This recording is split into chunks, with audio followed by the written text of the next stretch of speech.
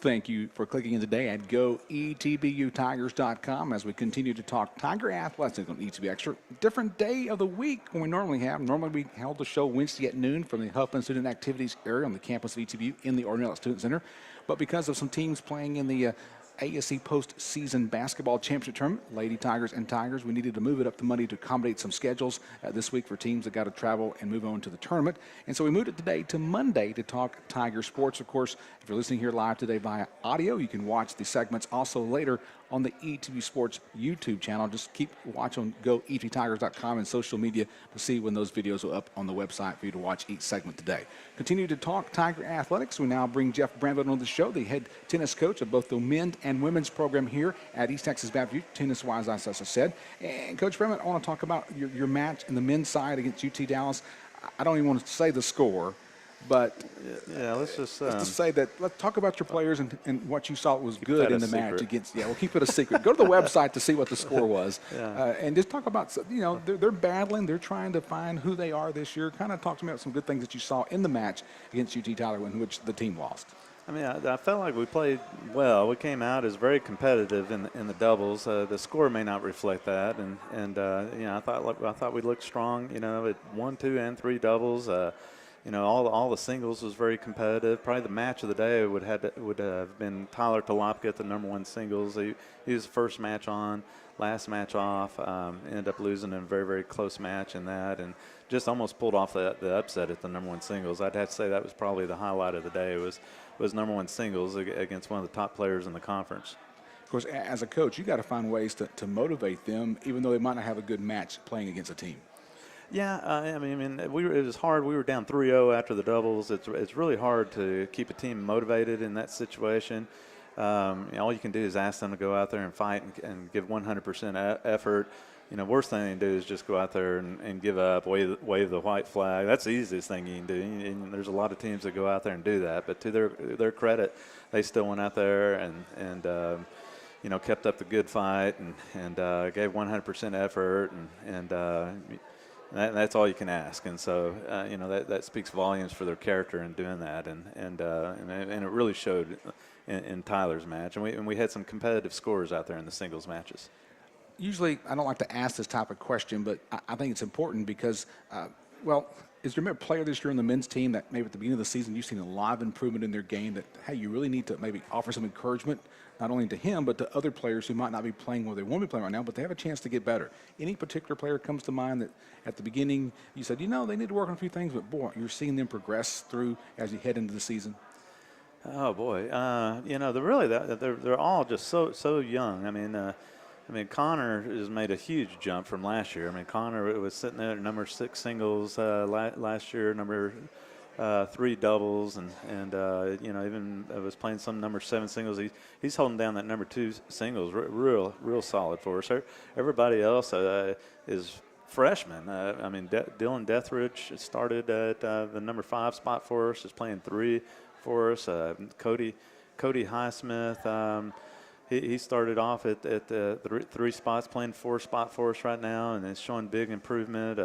Ryan Pierce, he just started playing tennis as a sophomore in high school, and he's truly playing at a super champ level, playing against some of the best teams in the conference, and is holding his own. And they're all just very, very young, and we just got to give them time to gel and grow together. I look for all these guys to grow together and be one of the best teams in the conference, if we can just give them some time. For those who don't follow collegiate tennis closely, kind of tell me, how does a player become a #1 player, #2 player, #3 player? What's the process of naming your #6 singles and 2 and so forth down the line? We probably the blueprint are our challenge matches. We go through a fairly thorough challenge match process where we put them all in a draw and just have them all play each other best 2 out of 3 sets. And it's a fairly grueling process, and they get pretty fired up for it. And everybody sits out there during the matches, and they sit out there in the stands and afterwards and watch each other. And they stay out there pretty late into the evening, and they just battle each other, mano a mano. If you win, you move up a spot. If you lose, you move down a spot. If you win the tournament, you're #1. The finalist is #2. Semifinalists are 3 and 4, so on and so forth. And then afterwards, you can challenge the person above you if you did not get to play that person. And then after that's finished, it's like I said, that's just a blueprint. That's just a tool in my toolbox, as I tell them. Most important thing is how they do on the court against other teams.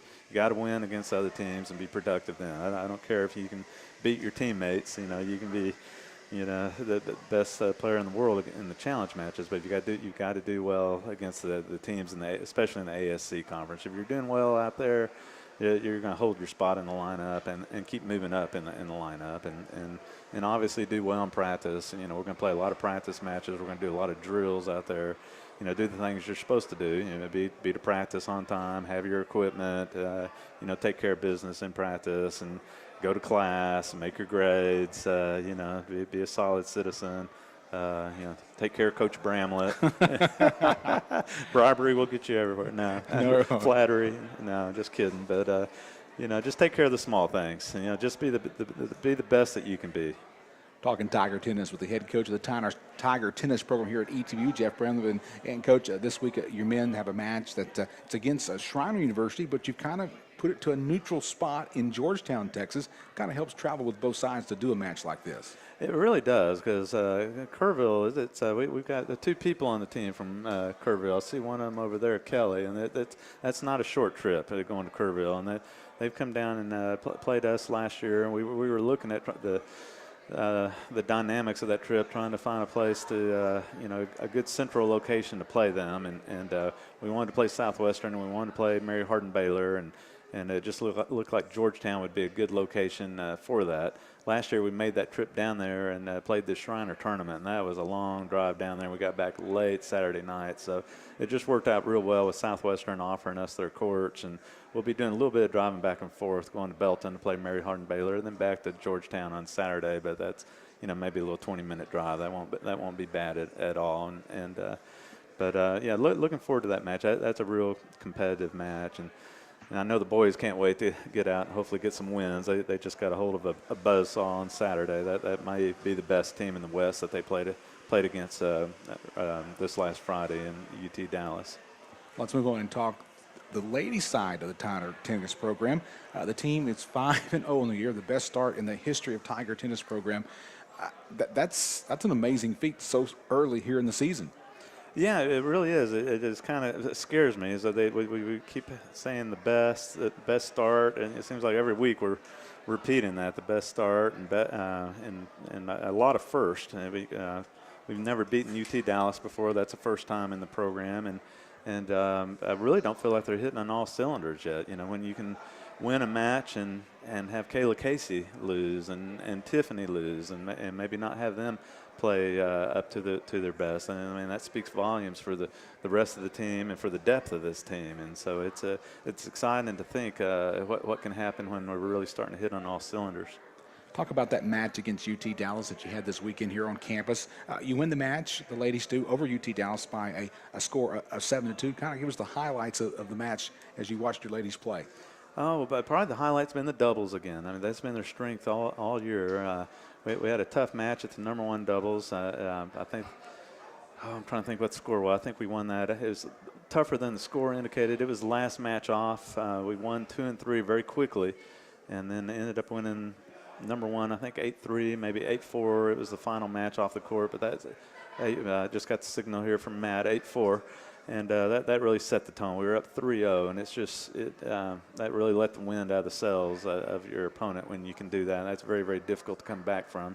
But we knew those top 3, top 4, it was going to be the strength of their team, and it was. They had some very, very long matches, especially with the top 3 singles.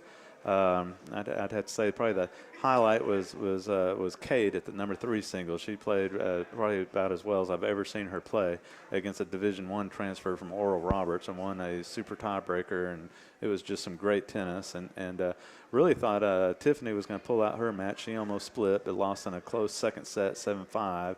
And then Kayla just was not hitting on all cylinders, was struggling a little bit, and still almost came back to win that second set, and her opponent played just very, very well. So, my hat's off to that young lady from UT Dallas. She just literally did not make any mistakes. There were just no errors out there, and Kayla was making a few mistakes out there, which was uncharacteristic of her. So we we did learn something new about Kayla, that she is a human after all. We didn't know that it was possible that Kayla could have a bad day, but she'll bounce back from that, and she was so gracious in her loss. You learn a lot about people, when they go through adversity, and she was such a good sport in the loss, as was Tiffany, and just represented our school so well out there.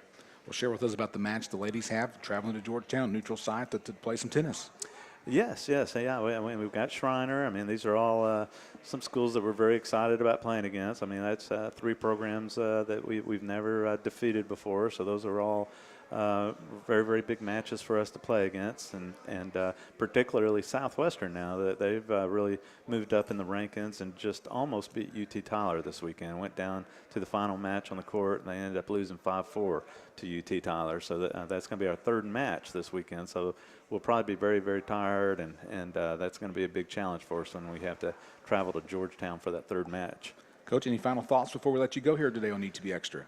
No, just appreciate everybody coming out this past weekend, and go Tigers. That's right. Coach Bramlett, thank you for your time once again on you. ETB Extra, and thank you for clicking in today for a special edition of ETB Extra. Our next show will be a week from Wednesday, and hopefully we're talking once again about the Tigers winning in every sport they played with that we talked about today on the shows. That's going to wrap up today's show of E2 Extra, live from the Huffman Student Activities area on the first floor of the Ornella Student Center. Thank you to Adam and Kenneth and Matt for being part of the behind-the-scenes program. Without them, we would not be up here on the stage, Coach, and it will not happen. So appreciate their work there, too.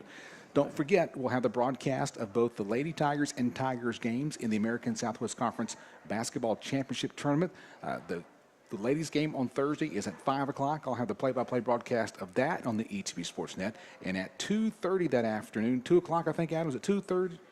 2:30 on Thursday afternoon, the men play Mary Hardin Baylor out in Alpine as Sul State is hosting the men's side. So we'll have Tiger basketball for you coming up on Thursday afternoon right here on the ETB Sportsnet. So long from the campus of East Texas Baptist University.